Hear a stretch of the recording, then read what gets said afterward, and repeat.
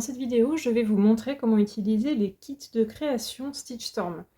Si vous ne savez pas de quoi je parle, vous pouvez retrouver ces kits sur mon site, mais normalement vous avez scanné un code pour arriver sur cette vidéo qui est fourni avec le kit.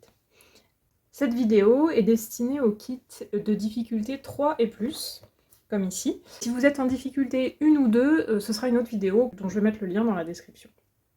Si on regarde ce qu'il y a dans notre kit. Hop, déjà on va commencer par le guide qui normalement vous a amené ici, ainsi que la grille qui va vous dire où faire vos points de croix sur le canevas. Au niveau matériel, on va donc trouver du fil normal avec les différentes couleurs dont on a besoin pour faire ce motif-là, une aiguille un petit peu sécurisée normalement au bout. Faites attention, celle-là elle pique un petit peu. On a un bout de feutrine qui viendra vers le derrière de la création pour la protéger.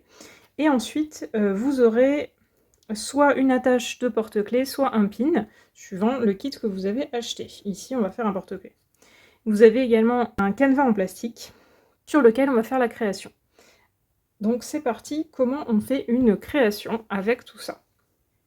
Donc déjà, si on regarde un petit peu la grille, c'est assez simple au final. Chaque carré va correspondre à un point de croix. Je vais vous montrer comment on les fait. Et pour ce qui est des traits qui ne sont pas donc des carrés qu'on voit ici sur le sourire ou un petit peu sur le bord de cette création, on va les faire après, une fois qu'on aura fait tous nos points de croix. Mais vous allez voir, le principe est exactement le même. Ce sera juste une diagonale ou un trait au lieu d'une croix. Ce qui est important à savoir, c'est que le canevas en plastique que vous avez fait exactement la taille de la grille. Donc là, par exemple, on a une grille qui est de 12 sur 11, donc il faut faire attention, le canevas n'est pas un carré, il faudra le prendre dans le bon sens. Donc pour commencer, je vais choisir un point sur la grille où je vais commencer ma broderie. J'aime bien commencer par le bord, donc là je vais commencer par le marron foncé. Donc on va prendre le fil marron foncé pour commencer.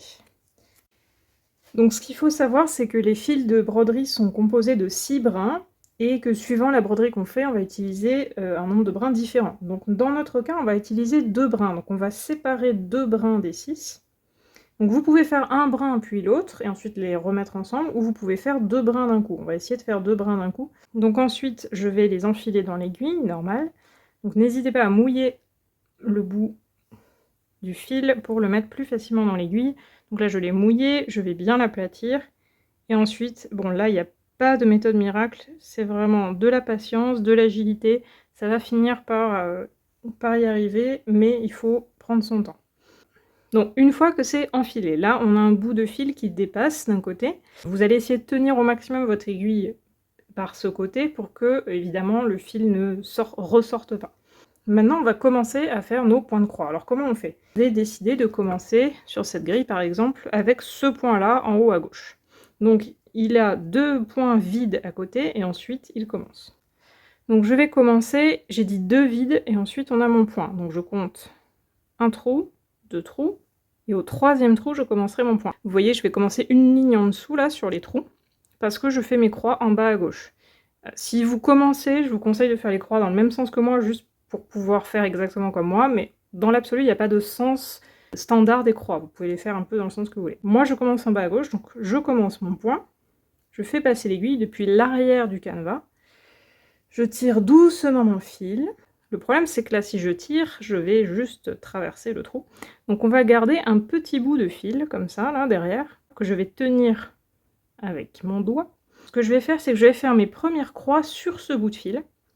Ça va permettre de le maintenir et ensuite je serai tranquille, je pourrai tirer sans problème, mon fil ne bougera plus. Là vous voyez, j'ai donc mis au 3e trou et je vais aller faire une diagonale, puisqu'on veut faire des croix. Je me mets dans le trou en haut à droite et je passe mon aiguille de nouveau derrière le canevas, tout en maintenant le petit fil derrière. Voilà. Donc là j'ai ma diagonale, donc j'ai fait de bas gauche vers haut droite. Et donc je vais faire mon autre diagonale, alors moi je la fais dans ce sens-là, je vais faire bas droite en haut à gauche. Et vous voyez que je maintiens toujours mon fil. Si vous regardez le fil qui est derrière là, vous voyez que j'essaye de le mettre au maximum au milieu de ma ligne, pour qu'il soit bien fixé par mes croix. Je vais finir ma diagonale en haut à gauche. Et voilà, j'ai fait mon premier point de croix. Donc je vais faire ma 2e croix à partir... Voilà, donc j'ai repassé mon aiguille devant, je vérifie que mon fil est à peu près Voilà, bien calé. Et je vais donc faire ma diagonale en haut à droite. Je repars en bas à droite. Et je vais en haut à gauche. Un autre conseil général, c'est de tout le temps être en train de compter vos points. Recomptez tout le temps, parce que si vous vous trompez, il va falloir tout défaire, et c'est vraiment pénible quand on se rend compte qu'on s'est trompé après 15 points au lieu de 2 points. Si jamais vous vous êtes trompé, et là imaginons j'en ai fait 9 au lieu de 8. Le plus simple c'est, bon, malheureusement on enlève le fil de l'aiguille, il faudra le remettre dedans. Et ensuite, on utilise son aiguille pour se glisser sous ces diagonales et on défait ses points. Alors là, pareil, on y va doucement, sinon ça a tendance à s'en mêler. Donc là, je viens de finir le dernier point du marron foncé, celui qui était là, j'ai rejoint la bordure que j'avais commencé. Donc globalement, j'ai plus besoin de cette couleur avant de finir vraiment la broderie. Mais il me reste un bout de fil, et donc il faut bien que je fasse quelque chose avec ce bout de fil. Donc c'est très simple, je vais retourner mon canevas, et je vais coincer la fin de mon fil sous les points que j'avais déjà fait avant. Il faut savoir qu'avec le canevas en plastique, c'est parfois un peu dur, parce que les points sont très serrés, donc se glisser dessous, c'est pas toujours simple. Donc n'hésitez pas à en tester différents qui sont autour, là c'est pas trop mal. Voilà, vous pouvez mettre sur une ligne, mais là aussi il y a de la place, donc trouvez un endroit où ça passe, poussez l'aiguille, n'hésitez pas à bien pousser, bien tirer, parce que, comme je disais, c'est serré. Hop, voilà. Et une fois que j'ai passé mon aiguille, je tire mon fil, et vous voyez là, j'ai une longueur de fil qui est coincée sous ces points. Donc je vais juste couper ce qui reste, pour éviter que ça dépasse. Donc là, j'ai quasiment fini la broderie et je vais juste vous montrer comment on fait les petits traits. Et si vous regardez la grille, vous voyez qu'ici, on a des traits qui sont donc pas des points de croix. Je vais faire, comme il y a sur la grille, une diagonale. Donc je l'ai fait sur des points existants, hein, il n'y a pas de problème. Donc je fais une diagonale, mais je ne fais pas l'autre diagonale, parce que c'est juste un trait. Et je fais une autre diagonale pour faire la deuxième partie du sourire. Voilà. Si jamais vous avez une création avec du texte, c'est exactement le même principe. Vous allez simplement relier les trous du canevas avec des traits verticaux, horizontaux ou en diagonale. Donc là j'ai fini toute la partie vraiment broderie, faire le design. J'ai fait toutes mes petites croix et donc je vais enlever un petit peu le reste de canevas en plastique qu'il y a autour. Voilà, on va enlever.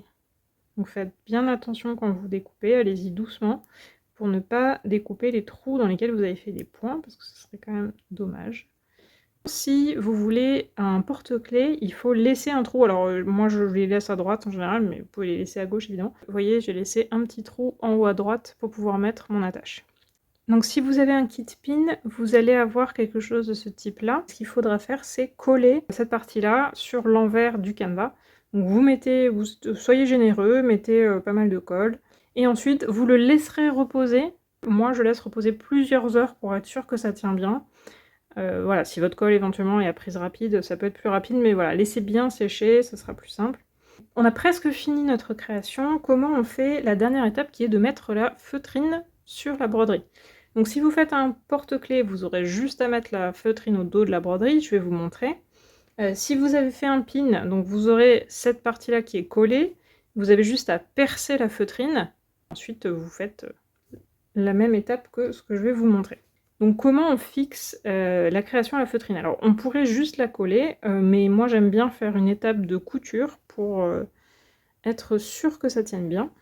Je reprends le fil que j'ai utilisé pour faire la bordure. Donc comment je fixe ma création à la feutrine? C'est pas très compliqué, on va faire des petits traits tout le long de la bordure pour coudre la broderie à la feutrine.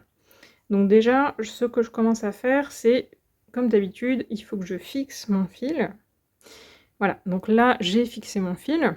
Comment je fixe ma broderie à la feutrine? Je vais passer, si je veux faire un trait entre le premier et le deuxième trou, je vais passer mon aiguille dans le deuxième trou d'abord. C'est la seule petite astuce pour ce point-là, c'est qu'on va le faire à chaque fois. Alors, je vérifie que derrière ça se passe bien, je ne tire pas trop pour pas défaire mon fil. Et donc, je repasse dans le ici, premier trou.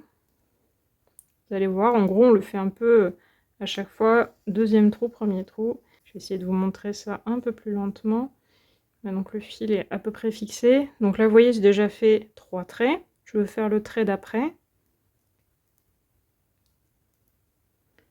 Je passe dans le trou suivant. Et je repasse dans le trou de mes traits existants. Voilà, et on va juste faire ça tout le long de la bordure qu'on a déjà faite. Donc là, je vais devoir descendre. Si je regarde la grille, c'est là où vous voyez qu'il y a des petits traits en diagonale, ici, là, à ce niveau-là. J'ai fait donc 2 diagonales dans le coin. Une fois que vous avez bien fixé votre broderie à la feutrine, donc vous voyez qu'au dos, on voit les points qu'on a fait, il n'y a plus qu'à couper l'extra de feutrine autour. Donc là encore, on peut prendre des ciseaux à ongles ou des ciseaux quels qu'ils soient. Donc une fois que vous avez coupé la feutrine restante, si vous avez un pin, eh bien vous aurez fini. Vous aurez le pin derrière. Si vous avez un porte-clés, il ne reste qu'à attacher l'attache en la passant dans le trou que vous avez laissé. Donc soit vous avez une attache comme ça, c'est juste un petit mousqueton. Si vous avez un porte-clés de ce style, il y aura un petit anneau à insérer dans le trou et juste à fermer pour attacher le porte-clés. Voilà, j'espère que vous vous êtes amusés en faisant cette création et que ce tutoriel vous a été utile. Si vous avez d'autres questions ou des remarques, n'hésitez pas à les laisser en commentaire de cette vidéo ou à m'envoyer un message sur les réseaux sociaux ou par mail. Je mettrai tout dans la description pour que vous puissiez me joindre facilement. Et je vous dis à bientôt pour sûrement un autre tutoriel.